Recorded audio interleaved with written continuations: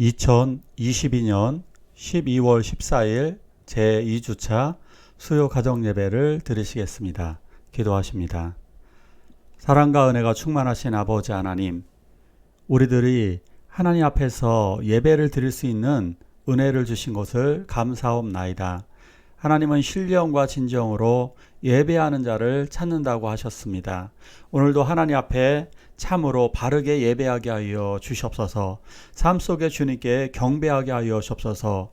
세상은 짐승의 표로 우리를 유혹하고 짐승과 같은 세상은 화려함으로 우리를 유혹하나 우리는 음녀의 유혹을 이겨내고 오로지 그리스도의 거룩한 신부로 서게 하여 주시옵소서. 오늘도 이 예배를 통하여 주님 은혜를 내려주시고 예배하는 자에게 주의 축복을 내리워 주시옵소서. 예수님의 이름으로 기도하옵나이다. 아멘. 사도신경으로 신앙 고백하십니다. 전능하사 천지를 만드신 하나님 아버지를 내가 믿사오며 그 외아들 우리 주 예수 그리스도를 믿사오니 이는 성령으로 잉태하사 동정녀 마리아에게 나시고 본디오 빌라도에게 고난받으사 십자가에 못 박혀 죽으시고 장사한 지 사흘 만에 죽은 자 가운데서 다시 살아나시며 하늘에 오르사 전능하신 하나님 우편에 앉아 계시다가 저리로서 산 자와 죽은 자를 심판하러 오시리라. 성령을 믿사오며 거룩한 공예와 성도가 서로 교통하는 것과 죄를 사하여 주시는 것과 몸이 다시 사는 것과 영원히 사는 것을 믿사옵나이다. 아멘. 죄에서 자유를 얻게 하는 보혈에는요 주의 보혈 시험을 이기고 승리하니 참 놀라운 능력이로다. 주의 보혈 능력이 또다. 주의 피 믿어 주의 보혈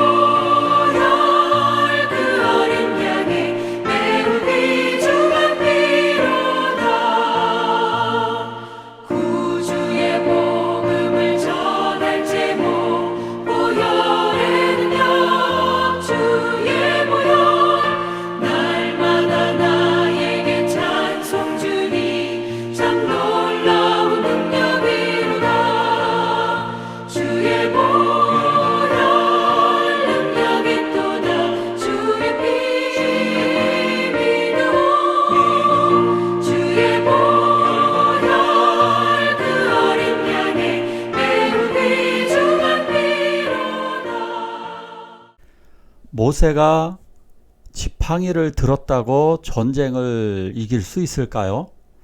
저 지팡이가 도대체 뭐길래 싸움에서 전쟁에서 이길 수 있었을까요? 같이 한번 읽어봅니다. 그때 아말렉이 와서 이스라엘과 르비딤에서 싸우니라. 모세가 여호수아에게 이르되 우리를 위하여 사람들을 택하여 나가서 아말렉 족속과 싸우라. 내일 내가 하나님의 지팡이를 손에 잡고 산 꼭대기에 서리라. 아말렉 족속이 이스라엘 백성을 침략해 왔습니다. 아말렉 족속은 유랑하던 유목민들입니다. 이 사람들은 이스라엘 백성들이 애굽 땅을 나오고 홍해바다를 건너고 서서히 르비딤을 지나서 자기들의 영토 가까이 오자 이제 두려워졌습니다. 그래서 자기네들이 두렵기 때문에 먼저 이스라엘을 기습 공격하였던 것입니다.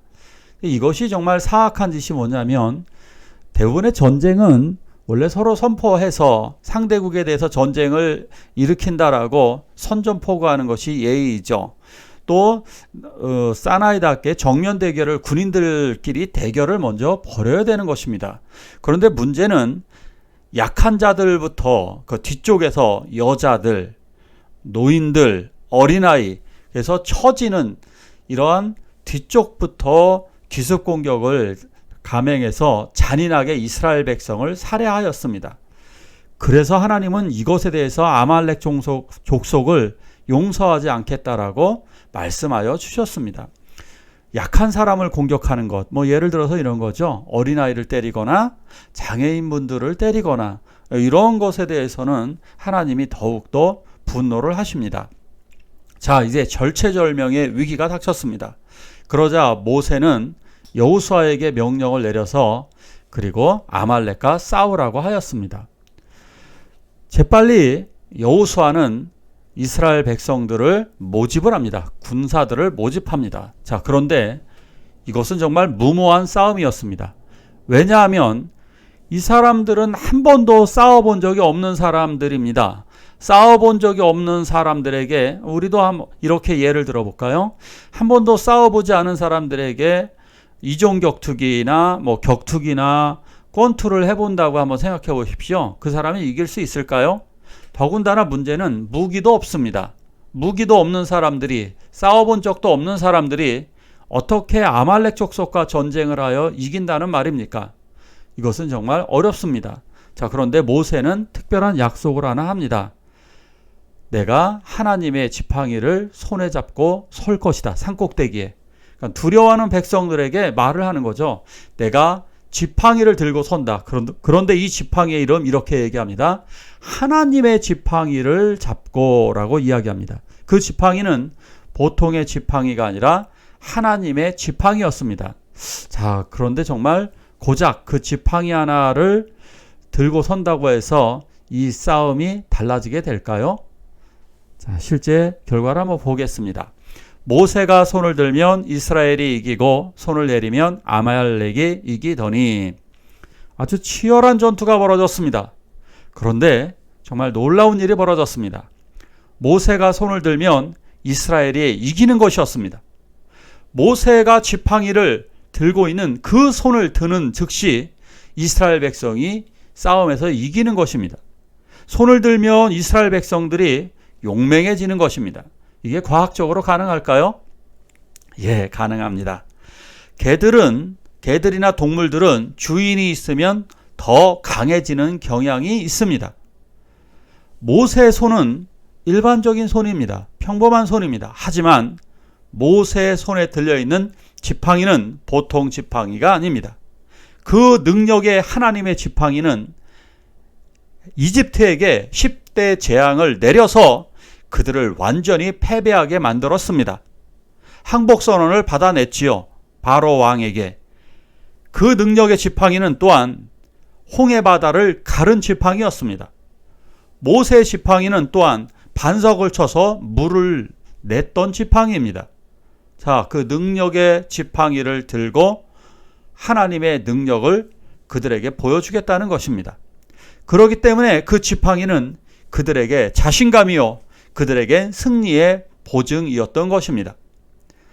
하나님의 능력으로 기도하는 그 기도 소리에 또한 하나님은 응답하셔서, 비록 무장도 하지 않았고 특별한 무기가 별로 많지는 않아서 아마 막대기 같은 걸 들고 나갔을 가능성이 굉장히 큽니다.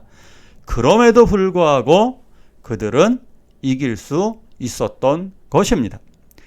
우리들은 이렇게 이스라엘 백성들이 하나님의 지팡이에 기대듯이 우리도 하나님의 능력의 손, 예수 그리스도의 십자가에 기대야 하는 것입니다. 계속해서 더 봅니다. 같이 읽습니다. 모세의 팔이 피곤함에 그들이 돌을 가져다가 모세의 아래에 놓아 그가 그 위에 앉게 하고 아론과 훌이 한 사람은 이쪽에서 한 사람은 저쪽에서 모세의 손을 붙들어 올렸더니 그 손이 해가 지도록 내려오지 아니한지라. 손을 들었다라고 하는 표현, 손을 들었다라고 하는 것은 하나님의 능력을 구하고 하나님께 기도했다는 것입니다. 결국 손을 내렸다라고 하는 것은 기도가 멈춰진 것을 이야기합니다. 모세는 80살이 넘은 노인입니다. 그렇기 때문에 손이 힘들어서 그 손 들고 있는 것은 굉장히 힘이 듭니다. 그래서 손을 잠시 내려뜨리게 됩니다. 그러자 거짓말처럼 이스라엘 군인들이 패배하며 쓰러지기 시작했습니다. 그래서 옆에 있었던 아론과 훌이 모세를 도와서 그들은 먼저 납작한 돌을 가져다가 모세를 앉게끔 합니다. 모세는 지금 서 있는 것도 힘이 듭니다. 그래서 앉도록 하고 그리고 양쪽에서 모세의 손을 잡아 드립니다. 모세의 손을 잡아 드리면서 그들도 함께 기도를 하였던 것입니다. 결국 여기서 보여주고자 하는 것이 무엇이냐? 결국 기도는 왜 기도해야만 하는가? 기도는 하나님과 내가 함께 일한다라고 하는 증거인 것입니다. 어리석은 사람들은 기도하지 않습니다. 왜냐하면 자기를 의지하거나 하나님을 믿지 않기 때문입니다. 기도한다라고 하는 것은 하나님의 도우심을 구하고 내가 함께 일한다는 증거인 것입니다.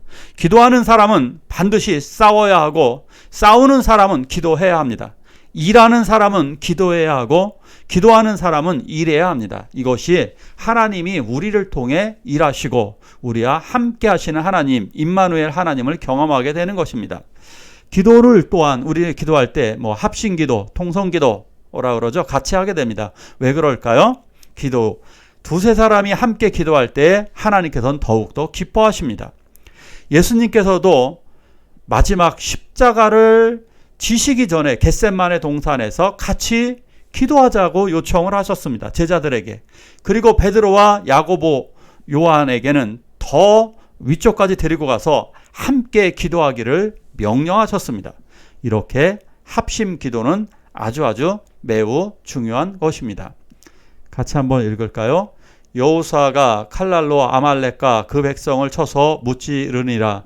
여호와께서 모세에게 이르시되 이것을 책에 기록하여 기념하게 하고 여호수아의 귀에 외워 들리라. 모세가 제단을 쌓고 그 이름을 여호와 니시라 하고. 자, 이렇게 첫 전투를 이깁니다. 말도 안 되는 놀라운 기적입니다.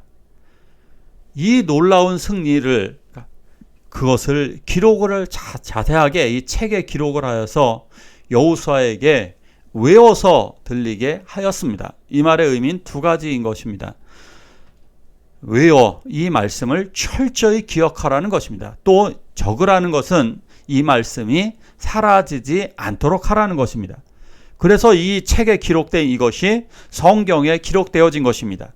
또한 여호수아의 귀에 외워 들리는 것, 그것을 깊이 묵상하라고 하는 것입니다. 이 두 가지의 의미가 있는 것입니다. 그래서 우리들은 이 말씀을 기억하고 이 하나님의 말씀을 우리는 마음속에 담아야 하는 것입니다. 그래서 우리들은 성경을 다 외울 수는 당연히 없기 때문에 그래서 핵심적인 사도신경, 신앙고백과 그리고 주기도문을 우리는 기도하고 있습니다. 사도신경을 외워서 하는 이유, 그것은 날마다 삶 속에서 사도들의 신앙 고백과 우리가 동일하다라고 하는 동일한 신앙 고백을 하기 위함입니다. 주기도문을 하는 이유는 주님께서 가르쳐 주신 대로 우리도 그 기도에 근거하여서 그 기도를 중심으로 확신을 가지고 믿음으로 기도하는 것입니다. 그래서 이것은 사도신경이나 주기도문은 주문이 아닌 것입니다. 자, 모세가 지팡이를 들었다고 전쟁을 이길 수 있나? 예, 당연합니다. 기도의 손을 들면 이긴다는 것을 보여주기 위해서 기도하는 사람은 승리를 거둘 수 있음을 보여주신 것입니다. 이 사건을 여호와 니시라고 이야기합니다. 니시, 깃발이란 뜻입니다. 깃발, 고대 시대의 전쟁을 할 때는 항상 깃발을 들고 다닙니다. 깃발은 용기와 힘을 북돋아 줍니다. 그리고 한 팀이라고 하는 소속 의식을 고취시켜 줍니다. 마치 축구 선수들이 똑같은 유니폼을 입고 태극기를 두르고 경기할 때 그들은 다르게 되죠. 국가대표는 다르다고 그러잖아요. 뭐가 다르냐? 그 가슴에 붙어 있는 태극기, 내가 바로 국가대표라고 하는 자부심이 있기 때문입니다. 결국 이 깃발이 상징하는 것이 무엇이냐? 바로 십자가인 것입니다. 십자가는 기독교인들, 바로 예수 믿는 사람들이 믿고 있는 이 십자가는 예수 그리스도의 승리의 상징을 보여주는 것입니다.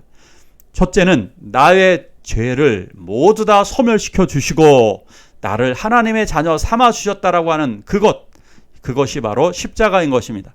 두 번째, 예수님이 비록 죽으셨지만 십자가를 통해 부활의 승리를 보여주시게 되는 것입니다. 십자가를 들면 승리할 수 있습니다. 십자가를 바라보면 승리할 수 있습니다. 왜냐?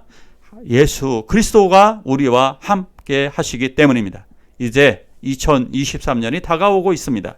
2023년도에는 여호와 니시의 신앙, 그래서 기도의 손을 들어 이기시기를 강력히 예수 그리스도의 이름으로 축원합니다. 우리 함께 기도하실까요? 우리 함께 기도하실 때 십자가를 바라보며 기도의 손을 들고 기도하는 주의 자녀들이 되게 해달라고 한 목소리로 기도하시겠습니다. 주의 보혈